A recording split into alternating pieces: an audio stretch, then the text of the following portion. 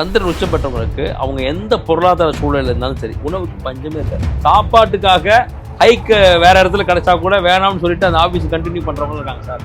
உலகெங்கிலும் நடக்கும் முக்கிய நிகழ்வுகளை குறுஞ்செய்தி வடிவத்தில் தெரிந்து கொள்ள ஆதன் செயலியை டவுன்லோட் செய்யுங்கள். ஆதன் செயலியை டவுன்லோட் செய்ய டிஸ்கிரிப்ஷனில் உள்ள லிங்கை கிளிக் செய்யவும். சந்திரன் உச்சமாக இருந்தால் ஒரு மனிதன் என்னென்ன ஆக்டிவிட்டிஸ் இருக்கும், அவன் நீச்சமாக இருந்தால் அவனுடைய ஆக்டிவிட்டிஸ் என்ன இருக்கும்? சந்திரன் ரொம்ப முக்கியமான ஒரு கிரகம் தான், மனோகாரகன். நிறைய பேர் சுக்கிரன் அழகும்பாங்க, குரு அழகும்பாங்க. அதுக்கு இணையா சந்திரனே அழகுதான். ஒரு வீட்டில் ஒரு குறிப்பிட்ட நட்சத்திரத்தை சேர்ந்தவங்க இருந்தாங்கன்னா அந்த வீட்டில் ஒவ்வொரு ரூமுக்கும் ஒரு ஒரு கலர் வச்சிருப்பாங்க. நம்மை அறியாமலே நம்ம இயக்குவது நம்மளுடைய ஜாதகம் தான்.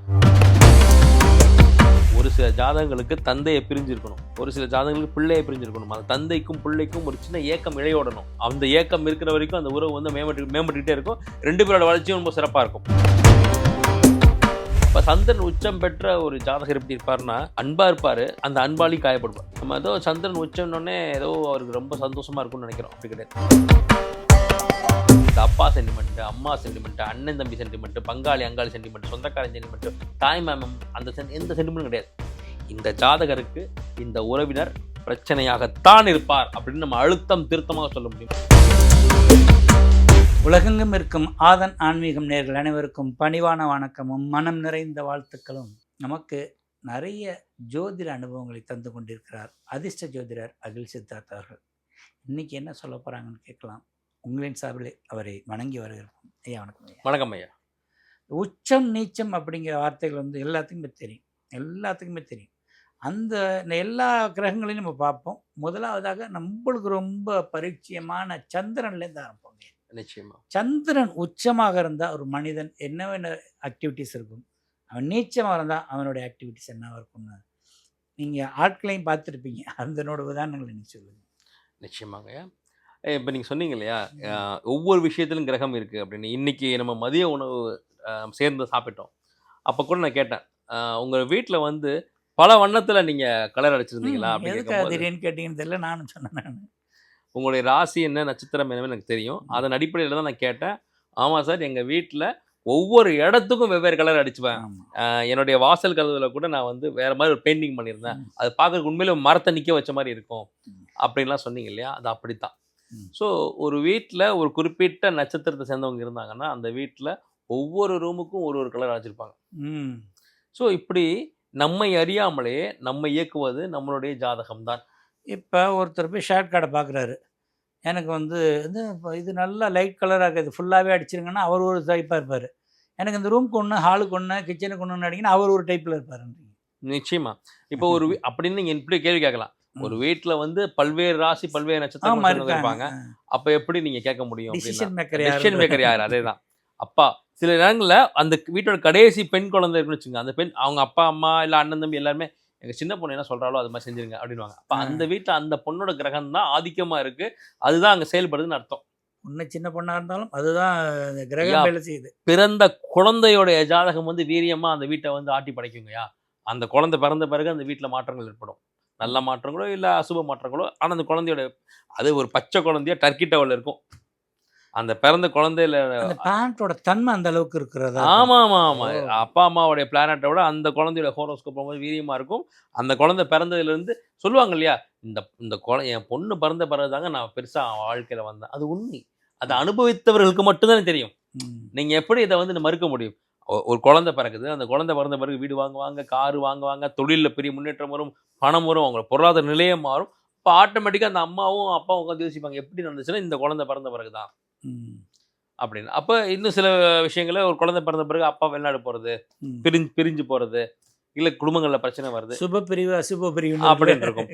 அந்த மாதிரி விஷயங்கள்லாம் அந்த குழந்தை வந்து வேற ஒரு இடத்துக்கு போகிறது, ஒரு ஹாஸ்டலில் சேர்க்கறது, இல்லை தாத்தா பாட்டி வீட்டில் கொஞ்சம் ஒரு குறிப்பிட்ட தசாபுத்தி வரைக்கும் தாத்தா பாட்டி வீட்டில் வச்சிருங்க அப்படிங்கிறதுலாம் வந்து மிகப்பெரிய வெற்றியை கொடுத்துருக்கு. தத்து கொடுத்து வாங்குறது, இப்படி நிறைய விஷயங்கள் இருக்குங்கய்யா. அதாவது நிரந்தர பிரிவை டெம்பரவரி பிரிவாக கொடுத்து ஜெயிக்கிறதுங்கிற ஒரு விஷயம். நிச்சயமா ஒரு சில ஜாதகங்களுக்கு தந்தையை பிரிஞ்சிருக்கணும், ஒரு சில ஜாதகங்களுக்கு பிள்ளையை பிரிஞ்சிருக்கணும். அந்த தந்தைக்கும் பிள்ளைக்கும் ஒரு சின்ன ஏக்கம் இழையோடணும். ஆ. பிள்ளைய எப்போ பார்ப்போம், தந்தை ஏங்கணும், தந்தையை எப்போ பார்க்கணும், அந்த பிள்ளை ஏங்கணும். அந்த ஏக்கம் இருக்கிற வரைக்கும் அந்த உறவு வந்து மேம்பட்டுக்கிட்டே இருக்கும். 2 பேரோட வளர்ச்சியும் ரொம்ப சிறப்பாக இருக்கும். அப்படி இல்லாமல் என் பிள்ளை என் கூட தான் இருக்கும், இல்லை எங்கள் அப்பா கூட தான் நான் இருப்பேன்னு இருந்தால் 2 பேரோட வளர்ச்சியும் பாதிக்கப்படும். உங்களோட உயிருக்கே மிகப்பெரிய ஆபத்தை ஏற்படுத்தக்கூடிய அளவுக்கு இந்த கிரகங்கள் வந்து தன் வேலையை காட்டும். பல கஷ்டங்களையும் நஷ்டங்களையும் சந்திக்கிறதுக்கு இல்லை இஷ்டமான பிரிவே பெஸ்ட் போல இருக்கு. நிச்சயமாங்க. ஒருத்தர் விசிட்டிங் கார்டு அடிக்கிறான்னு வச்சுங்க, ஒருத்தர் விசிட்டிங் கார்டு வச்சு அவருடைய கிரகம் என்ன, ஒரு நட்சத்திரம் என்னவா இருக்கும், அந்த நட்சத்திரம் என்ன கிரகத்தை சார்ந்ததாக இருக்கும் அப்படின்னு இருக்கலாம். ஒருத்தர் கோடி கோடியாக பணம் இருந்தாலும் ஒரு 10க்கு 10 ரூமில் வச்சு தான் வேலை பார்ப்பார் சார். அப்போ அவர் நினைச்சாருன்னா ஒரு பிரம்மாண்டமான ஆஃபீஸை நிறுவி அந்த ஆஃபீஸில் உட்காந்து வேலை பார்க்கலாம். ஆனால் அப்படி இல்லாமல் அவர் என்ன பண்ணுவார், கோடி கோடியாக ரிட்டர்ன்ஸ் வந்துக்கிட்டு இருக்கும். ஆனால் ஒரு 10க்கு 10 ரூமில் ஒரு சின்ன லைட்டை போட்டுக்கிட்டு, ஒரு சாதாரண டேபிளை போட்டுக்கிட்டு, சேரை போட்டுக்கிட்டு, ட்ராவ் எழுதிக்கிட்டு, அப்படியே ஒரு சின்ன நோட் எழுதிக்கிட்டு ரொம்ப அப்படியே உட்காந்துருப்பார். அந்த ரொம்ப சராசரியாக ஒரு டீ கொடுக்குற பையன் வருவார், கொடுப்பாங்க, அதை குடிச்சிட்டு குப்பைத்தட்டியில் போட்டுக்கிட்டு, ஆனால் ஒரு நாளைக்கு 5 லட்சம் 10 லட்சம் சம்பாரிச்சிக்கிட்டு இருப்பார். அப்போது அவருடைய கிரகம் தான் அங்கே ஆட்சி பண்ணும். ஒரு சிலருக்கு அவங்க வந்து படமே ஆரம்பிச்சிருக்க மாட்டாங்க, அதுக்கு போடுற ஆஃபீஸே பிரம்மாண்டமாக இருக்கும். நீ இன்னும் பணமே சம்பாதிக்கல, இது இப்படி ஆஃபீஸ்னால் இப்படி தாங்க இருக்கணும். அப்போ அவருடைய கிரகம் வந்து அவருடைய ஜாதகத்தில் எந்த கிரகம் வீரியமாக இருக்கோ அந்த கிரகம் ஆட்சி பண்ணி பிரம்மாண்டமாக தான் எதையுமே செய்ய தோணும், பிரம்மாண்டமாக தான் செய்ய யோசிப்பார். ஸோ அப்படி இப்போ நீங்கள் கேட்டது வந்து நீசம் உச்சம், அதில் சந்திரனை கேட்டிருக்கீங்க. இப்போ சந்திரன் அப்படிங்கிறது ராசி. பொதுவாக சூரியன் தான் ராஜ கிரகம், சூரியனை அடிப்படையை வச்சு தான் எதுவும் முதல்ல ஆரம்பிப்பாங்க. பட் நீங்கள் சந்திரனை ஆரம்பிச்சிருக்கீங்க. சந்திரன் ரொம்ப முக்கியமான ஒரு கிரகம் தான், மனோகாரகன். நம்மளுடைய ராசி அது சந்திரன் எங்கே நிற்குதோ அதை பொறுத்த நம்மளுடைய ராசி. இப்போது ரிஷபத்தில் சந்திரன் உச்சம் ஆவார், விருச்சிகத்தில் நீசம் ஆவார். இந்த உச்சம் நீசம் குறித்து பலருக்கும் பல்வேறு வகையான மாற்று கருத்துக்களே இருக்குங்க சாமி. நீசம்னா ஏதோ அது ஆகாது அப்படின்றதும், உச்சம்னா அதுதான் அப்படிங்கிற மாதிரியும் இல்லை. இப்போ ஒருத்தருக்கு சந்திரன் உச்சமாக இருக்குது அப்படின்னா என்ன பண்ணுவார், சந்திரன் தான் அழகுங்கய்யா.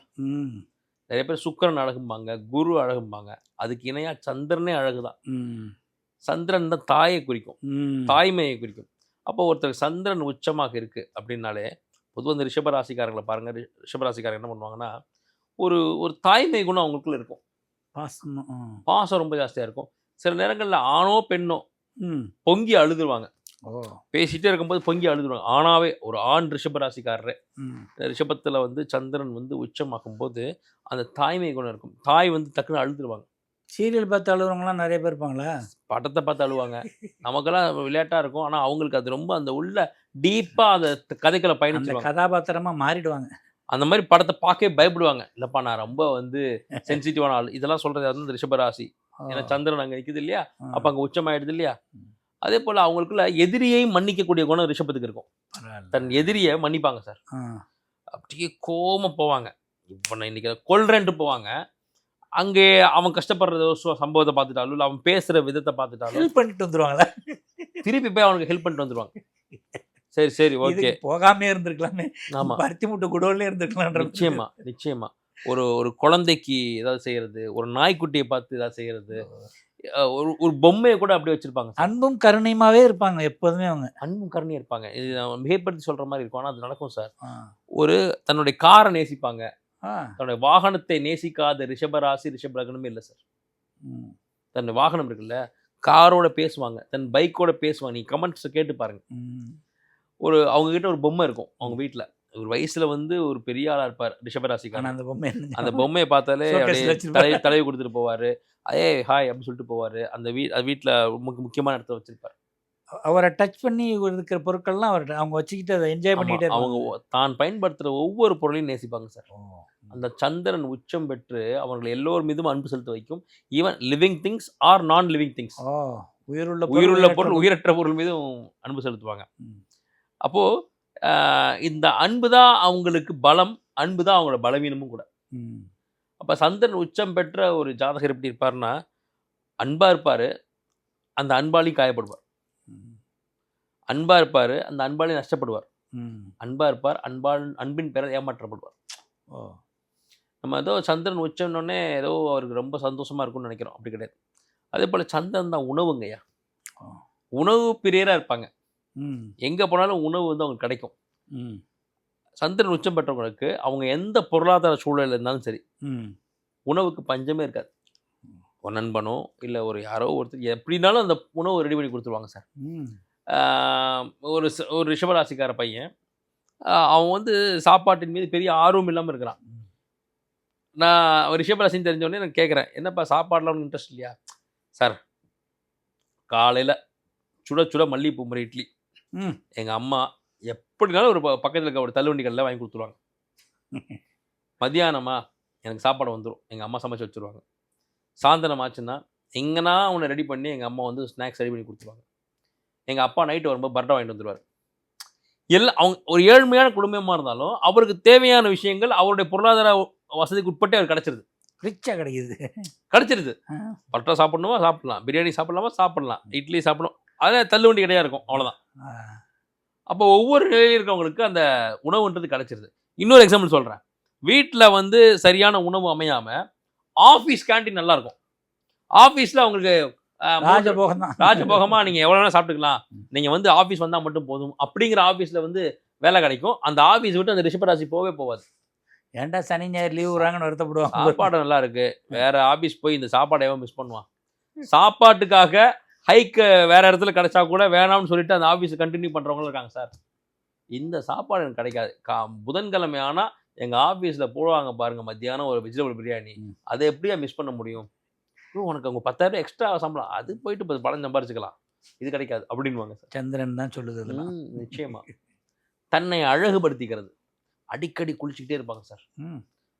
ஒரு நாளைக்கு 2க்கு மேற்பட்ட வேலை குளிக்கிறது எல்லாமே இந்த சந்திரன் உச்சம் பெற்றவர்கள் தான். சந்திரன் நீர் ராசி, அப்ப அங்க நீரோட அப்படியே இணக்கமா இருப்பாங்க. நீரோடைய தேவை அவங்க அதிகமா இருக்கும், அதிகமா தண்ணி குடிப்பாங்க, நீரை என்ஜாய் பண்ணுவாங்க. நமக்கெல்லாம் வந்து எத்தனை தடவை ஒரு நாள் குளிப்பீங்க அப்படின்னு இருக்கும். ஆனா பாட்டுக்கு போனாலும் அருவி இருக்கிற இடமா தேடி போவாங்களோ. இதை விட சந்திரன் உச்சம் பெற்றவங்களுக்கு அவங்க வசிக்கிற இடத்துல கண்டிப்பா ஒரு நீர்நிலை இருக்கும். ஒரு ஏரியோ குளமோ குட்டையோ ஒரு வாட்டர் டேங்கோ ஏதோ ஒரு தேக்கமோ நீர் தேக்கம் கண்டிப்பா இருக்கும். நீங்க கமெண்ட்ஸை கேட்டு பாருங்க. அப்போ உங்க ஜாதகம் தான் உங்களை வந்து உங்க வாழ்க்கை முறையை வாழ்வாதாரத்தை ஏற்படுத்தி கொடுக்கும். இந்த சந்திரன் உச்சம் பெற்ற அந்த என்வரான்மெண்ட்டே அவங்களுக்கு அந்த ராசிக்கு தகுந்தப்பல ஆமா நிச்சயமா கண்டிப்பா. அப்ப இந்த சந்திரன் உச்சம் பெற்றவர்கள் அந்த உணவு சார்ந்த தொழில் அவங்களுக்கு நல்லா வரும், செய்யறதுக்கு வரும்.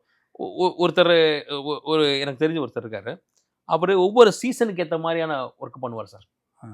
ஏன்னா சந்திரனுங்கிறது ஒரு பயண கிரகம், அது ஒரு இடத்துல நிற்காது, மூவ் பண்ணிக்கிட்டே தானே இருக்கும். தேய்பிரே வளர்பிரேன்னு அப்படியே மூவ் ஆகிட்டே தான் இருக்கும். சந்திரன் வந்து ஒரு ஸ்டாட்டிக்கான ஒரு ஸ்திரமான விஷயம் கிடையாது, மூவ் பண்ணிகிட்டே இருக்கிறது. ஒரு இடத்துல இருந்து மூவ் ஆகிட்டு தினசரி தினம்தோறும், தினம்னு வச்சுட்டால அங்கே சந்திரன் வந்துடும்.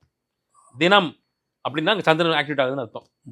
அப்போ நான் ஒரு ஜாதகத்தை பார்த்து கேட்டேன், ஐயா நீங்கள் நிலையான தொழில் இருக்க மாட்டீங்களேன்னா, இல்லையே நான் டெய்லி பணம் சம்பாதிக்கிறேனே, நான் பணம் சம்பாதிக்கிறதுனாலே இல்லை அப்படின்னு சொன்னார். ஐயா நான் கேட்ட கேள்வி, நீங்கள் பணம் சம்பாதிக்கலைன்னு நான் சொல்ல, நிலையான தொழில் இல்லை அதான் நான் மீன் பண்ணுறேன்னா. உண்மைதான் தம்பி. இப்போ ஜனவரிலேருந்து டிசம்பர் மாதிரி இருக்குன்னா நான் எல்லா நாளும் சம்பாதிப்பேன். ஆனால் ஒரே தொழிலில் நான் வருஷம் கூட சம்பாதிக்க மாட்டேன். அந்த சீசனுக்கு ஏற்ற மாதிரி நான் என்னுடைய தொழிலை மாற்றிக்கிட்டே இருப்பேன். ஆனால் அந்த சீசன் என்ன ஓடுமோ அதுதான் நான் தொழிலை எடுத்து பண்ணுவேன். அடுத்த சீசனை நான் அடுத்த மாதத்தில் வேற என்ன சீசனோ அந்த தொழிலுக்கு போயிடுவேன். ஏன்னா எனக்கு பல தொழில் தெரியும். அந்தந்த தொழிலில் அந்தந்த சீசனில் பண்ணும்போது எனக்கு டிமாண்ட் இருக்கும். அப்போ அந்த தொழிலை தொடர்ந்து பண்ணால் எனக்கு அந்த காசு வராது. அந்த தொழிலில் அந்த குறிப்பிட்ட நாளில் குறிப்பிட்ட மாதங்களில் பண்ணும்போது எனக்கு நிறைய டிமாண்டில் எனக்கு காசு கிடைக்கும். அப்போ நான் இத்தனை விஷயங்கள் பண்ணுறேன். ஒன்றும் இல்லைங்க சாமி, இந்த கோயில்களுக்கு பெரிய மாலை கட்டுவாங்க, அதை அழகாக டிசைனாக கட்டணும். அதை ஒரு அந்த வட்டம் பண்ணுறதுக்கு 2000-3000 ரூபாய் கொடுப்பாங்க. அதை ரொம்ப நுணுக்கமாக பண்ண வேண்டிய வேலை. ஒரு லேபர் மட்டுமே அவ்வளோ. ஆமாம், லேபர் மட்டுமே கொடுப்பாங்க. ஏன்னா நுணுக்கமாக பண்ண வேண்டிய வேலை. சும்மா பூ கட்டுறதுலையும் அது கொஞ்சம் நுணுக்கமாக அழகுணர்ச்சியோட. ஆமாம், எதுக்கு பக்கத்தில் எது ஒன்று கலர் காம்பினேஷன் பண்ணணும். அதே போல் மாநாடுகள் போடும்போது அந்த கட்சியோடைய கலரில் வந்து பூ கட்டணும். இப்படிலாம் வந்து ரசனையாக பண்ண வேண்டிய ஒர்க்கு. அந்த ரசனையான நுணுக்கமான மற்றவர்களால் அதிகமாக செஞ்சிட முடியாத வேலைகளை சூஸ் பண்ணி செய்யறதுல இந்த சந்திரன் தான். மதிநுட்பம்.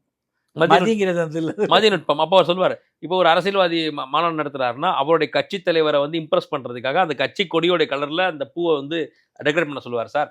அப்போ நான் என்ன சொல்கிறேனோ அதான் ரேட்டு. அவர் மறுப்பே சொல்ல மாட்டார் சார். அவர் பேர் கூட சொல்கிறேன், கந்தசாமி நீங்கள் என்ன கேட்குறீங்களோ நான் தர்றேன், நீங்கள் வந்தால் மட்டும் போதும் அப்படின்னு சொல்லுவார். நானும் அந்த நேரத்துக்கு என் மனசு என்ன தோணுதோ அதை சொல்லுவேன். அது ஏன்னா இது ரிஜிஸ்டர் ஆகுது. எத்தனை மீடியாவில் எடுக்கிறாங்க, ஃபோட்டோ எடுப்பாங்க, வீடியோ எடுப்பாங்க. இவர் செய்யக்கூடிய விஷயம் ரிஜிஸ்டர் ஆகிடுதுல, அதனால் அது உங்களுக்கு பெரிய செலவாக தோணாது. இதை விட அவர் சொன்ன விஷயம் தான் ரொம்ப முக்கியமான பாயிண்ட். ஒரு முறை அது மாதிரி செஞ்சு அதை வந்து மேலே அந்த அவர் தலைவர் இம்ப்ரெஸ் ஆகிட்டார். சே, இப்படி ஒரு மாலையை இது வரைக்கும் எனக்கு யாரும் செஞ்சு போட்டதில்ல, அது நல்லா இருக்கு, நான் இதை ஃப்ரேம் பண்ணி போட போகிறேன், என் ஒய்ஃபு நல்லா இருக்குன்னு சொன்னாங்க அப்படின்னு சொல்லி அதன் மூலமாக அந்த அன்பின் மூலம் அவருக்கு பதவி உயர்வு கிடச்சிருக்கு. அந்த கட்சியில் ஒரு பதவியே கிடச்சிருக்கு. இந்த அளவுக்கு யோசிச்சு செய்கிற பையன் நம்ம கட்சிக்காக நன்னட பண்ணுவான்னு சொல்லி அவர் எதிர்பாராத ஒரு பதவி கிடைச்ச உடனே இந்த பதவிக்கு இந்த மாலை தானே காரணம். மாலைக்கு இவர் தான் கந்தசாமின்னு குடிச்சு பொன்னாடை போர்த்தி பெரிய மோதிரம் போட்டிருக்காரு. இன்னைக்கு அந்த மோதிரம் அவர் கையில் இருக்கு. அதை காட்டிட்டு தான் என்ன பேசினார். அதனால அப்படி வந்ததான் தம்பி இந்த மோதிரம். அப்போ இந்த சந்திரன் என்ன பண்ணோம்னா அவங்கள வெவ்வேறு இடங்களுக்கு தாவ வைக்கும். மனம் ஒரு நிலையில் இருக்காது. அவங்களோட தொழிலே பார்த்தீங்கன்னா அட் அ டயத்தில் ஒரு 6 மணி நேரமோ 7 மணி நேரம் உட்காந்து அவங்களால வேலை செய்ய முடியாது. எஞ்சி போகிறது வர்றது, இங்கேருந்து அங்கே போகிறது, இங்கேருந்து அவர் ஒரு மூமெண்ட்டில் இருந்துக்கிட்டே இருந்தால் அவங்களால அந்த வேலை பார்க்க முடியும். அவங்களால அட்ட ஸ்ட்ரெச்சில் ஒரு இடத்துல உட்கார்ந்தேன், வேலையை முடித்தேன், அடுத்த வேலைக்கு போனேன் இருக்க முடியாது. இதெல்லாம் என்னோட ஸ்டாம்புங்கய்யா. ஒரு சந்திரன் உச்சம் பெற்றவர்கள் அவர்களால் ஒரு இடத்தில் ரொம்ப நேரம் உட்காந்து வேலை பார்க்க முடியாது. அவங்க அப்படி போயிட்டு வர்றது, ஒரு வாக் போயிட்டு வர்றது. அதே போல மனம் தான் ஒரு குரங்குன்னு சொல்றோம் இல்லையா. அப்ப சந்திரன் உச்சம்னா மனம் குரங்கு தான் உங்களுக்கு தாவிக்கிட்டே இருக்கும். காலைல எழுந்திரிச்சு இன்னைக்கு இந்த வேலையை முடிக்கணும்னு நினைப்பாங்க. அடுத்த 2 மணி நேரத்துக்குள்ள அந்த வேலை வேணாம், இது அதை விட முக்கியமான வேற ஒன்று யோசிப்பாங்க. இப்படி யோசனையில எந்த வேலையுமே செய்யாம பாதி நாள் முடிஞ்சு போயிடும். கமெண்ட்ஸ்ல கேளுங்க. ஐயோ அப்படி அது ஒரு மன உளைச்சல் ஆகும். நம்ம என்ன வேலை செய்யறதுன்னு டிசைட் பண்றதுல வந்து முடிவு பண்ணாம நம்ம பாதி நாள் வச்சுட்டோமே, மிச்சம் 6 நாள் தான் இருக்கு, அதுல ஏதாவது ஒன்று போட அவசர கதியில பண்ணி எல்லாம் கொலாப்ஸ் ஆகிறது. அதே போல இல்லாத பிரச்சனையை ஊதி மனசுக்குள்ளே பெருசாக்கி அதை நினைச்சு வந்து டிப்ரெஸ் ஆகி அதன் மூலமா கண் கலங்கி அதன் மூலமா மன வருத்தமாகி அப்படியே மன உளைச்சல் ஆகிறது எல்லாமே இந்த சந்திரன் தான். சந்திரன் எப்படின்னா அந்த உச்சம் பெற்றவர்கள் 15 நாள் சந்தோஷமா இருக்கிறது, 15 நாள் வந்து சோகமா இருக்கிறது. இது கண்டிப்பா நடக்கும். வளர்பிறை தேய்பிறை தான். அது அப்படியே அவங்க மனசுல எக்ஸாக்டா பொருந்தி போகுங்க. சந்திரன் உச்சம் பெற்றவன் நிலைமே இந்த மாதிரி இருக்கு. நீசம் பெற்றவன் அங்கதான் மேட்ரு. விருச்சிகத்தில் சந்திரன் நீசமங்கய்யா. நீசமாயிடும். நீசமாயிடுச்சுன்னா அப்போ இவன் நிலைமை இன்னும் இல்லை ஒஸ்ட்டு. இப்போ சந்திரன்னா தாய். நான் மீண்டும் அழுத்தமாக சொல்கிறேன், ஜோதிடத்தில் இந்த அப்பா சென்டிமெண்ட்டு, அம்மா சென்டிமெண்ட்டு, அண்ணன் தம்பி சென்டிமெண்ட்டு, பங்காளி அங்காளி சென்டிமெண்ட்டு, சொந்தக்காரன் சென்டிமெண்ட்டு, தாய் மாமன் அந்த எந்த சென்டிமெண்ட்டும் கிடையாது.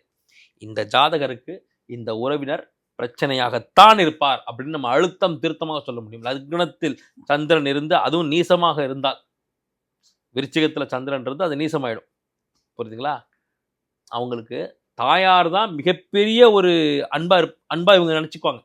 அந்த தாய்க்காக இவங்க அன்பை பொழிவாங்க. தாய்க்காக என்ன வேணா செய்ய தயாராக இருப்பாங்க. ஆனால் அந்த தாய் இவங்க காயப்படுத்துவாங்க. இது எப்படி? தாய் காயப்படுத்துவாங்கன்னா கண்டிப்பாக காயப்படுத்துவாங்க. தாயால் மனவேதனைப்படாத சந்திரன் நீசப்பட்டவர்களே இல்லை. விருச்சிக ராசி நிச்சயமா. விருச்சிக ராசியில சந்திரன் இருக்குமா நீசமா? விருச்சிக ராசிக்காரங்களை கேட்டு பாருங்க. அம்மானா அவங்களுக்கு உயிர். எல்லா குழந்தைக்கும் அம்மானா உயிர். ஆனால் இவர்களுக்கு இன்னும் ஒரு படி மேலே.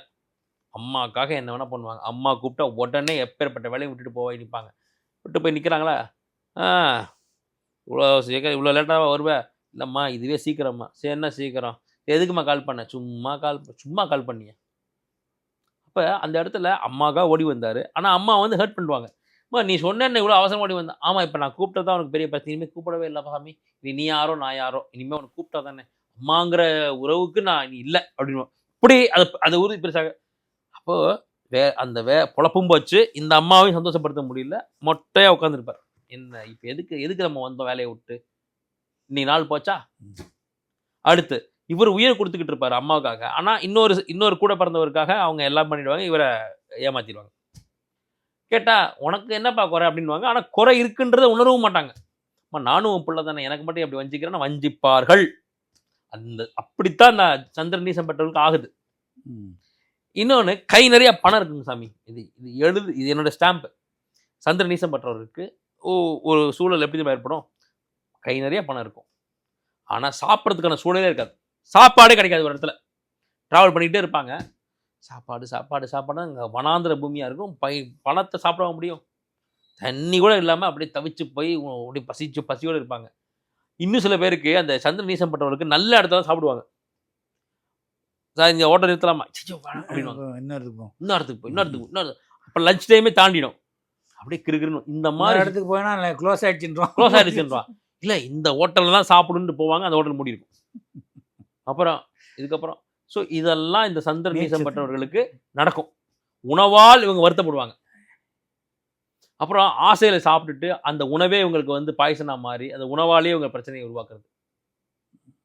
ஆனால் உச்சத்துக்கு ஒரு மாதிரி கேட்டகரி, நீச்சத்துக்கு வேற கேட்டகரி இருக்கு பாருங்க. ஆமாம். அப்போ இந்த உணவை மட்டும் கட் பண்ண சொன்னால் இவங்க மன உளைச்சல் ஆயிடுவாங்க. ஏன்னா உங்ககிட்ட எது இல்லையோ அதுதான் நீங்க தேடுவீங்க. இங்க சந்திர நீசன்றப்ப உணவு கிடைக்காம போயிருமோ, அவனுடைய கர்மாவே அதாங்க சாமி. அவனுடைய ஜாதகத்துடைய கர்மாவே அதான். உணவால் கஷ்டப்பட்டவன் அந்த பிறப்புல வந்து இது புதுசாக பிறப்பு எடுத்திருக்கான். இந்த ஜென்மத்தில் அவன் ஜாதகம் பிறப்புல வரும்போது உனக்கு இந்த ஜென்மத்தில் இப்போ உணவால் கஷ்டப்படுவேன்னு சொல்லி வந்துடும் ஜாதகம். அப்போ அவன் கோடீஸ்வரன் இருந்தால் கூட கையிலே பணம் இருந்தால் கூட ஒருவேளை சாப்பாடு கிடைக்காம போயிடுச்சுன்னா என்ன பண்ண, லஞ்ச் பாக்ஸும் கட்டிக்குவான், இன்னொரு ஹோட்டல்லையும் பிளான் பண்ணிக்குவான், அந்த ஹோட்டல்லையும் சாப்பிட்டுருவோம், இது எதுவும் பேக்கப்பில் இருக்கட்டும் அப்படின்னு. அப்புறம் இதுவும் இல்லாமல் அதுவும் இல்லாமல் ஒரு மாதிரி கன்ஃபியூஸ் ஆகி அந்த உணவில் மன உளைச்சல் அடைவான். அம்மா மன உளைச்சல் கொடுத்துருச்சு, உணவு மன உளைச்சல் கொடுத்துருச்சு. அடுத்து தோற்றம். இவன் என்ன பண்ணுவான், தோற்றத்துக்கு நல்லா செலவு பண்ணுவான். ஆனால் இவன் எதிர்பார்க்குற தோற்ற பொலிவே வராது. க்ரீம் வாங்குவான், ஃபேஸ் வாஷ் பண்ணுவான், ட்ரெஸ்ஸு வாங்குவான். அந்த சந்திரன் உச்சம் பெற்றவனுக்கு பார்த்தீங்கன்னா பிளாட்பாரத்தில் ஒரு சட்டையை வாங்கி போட்டாலும் பளிச்சுன்னு இருக்கும். அவன் பாட்டு ஜாலியாக போட்டுருவான். இவன் எங்கெங்கேயோ போய் எத்தனை ரூபாய்க்கோ வாங்குவான். இவன் போட்டால் அது தோற்றமே வராது. யாராவது வந்து யாராவது இந்த சட்டை 4000 ரூபாய்க்கு வாங்கியிருக்கோமே, யாராவது நல்லா இருக்குன்னு சொல்ல மாட்டாங்கன்னு இருப்பான். யாரும் சொல்ல மாட்டாங்க. சந்திரன் உச்சம் பெற்றவன் வந்து 10 ரூபாய்க்கு சட்டை 100 ரூபாய்க்கு வாங்கியிருப்பான். அது 2000 சட்டை மாதிரி இருக்கும். சூப்பராக எந்த கம்பெனியில் வாங்கினு கேட்பாங்க. அப்போது இவங்களுக்கு அந்த அழகுக்கு செலவு செய்தும் அதற்கான பலனை அனுபவிக்க மாட்டாங்க. கேட்டு பாருங்க, விருச்சிக ராசிக்கிட்ட எல்லா ஃபேஸ் க்ரீமு, எல்லா சன்ஸ்க்ரீமு, லோஷன் எல்லாம் இருக்கும். 2 நாளுக்கு இங்கே ஒன்றும் அதை பயன்படுத்த மாட்டான். வாங்கி வச்சிருவான். அதை எடுத்து போட்டணுன்ற எண்ணமே அவனுக்கு வராது. ஆனால் வாங்கியிருப்பான்.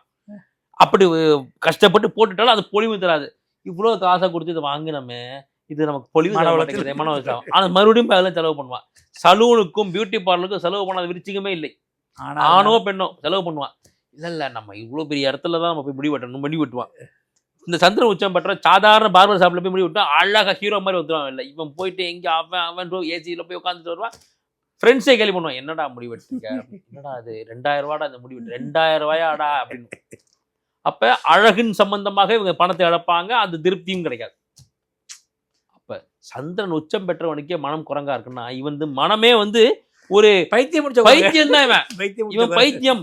சந்திரன் இவன் ஐயா இந்த வார்த்தை வந்து விளையாட்டா பயன்படுத்துறோம், யார் மனதையும் புண்படுத்துறதுக்காக இல்லை, ஒரு ஜாலியா பயன்படுத்துதா.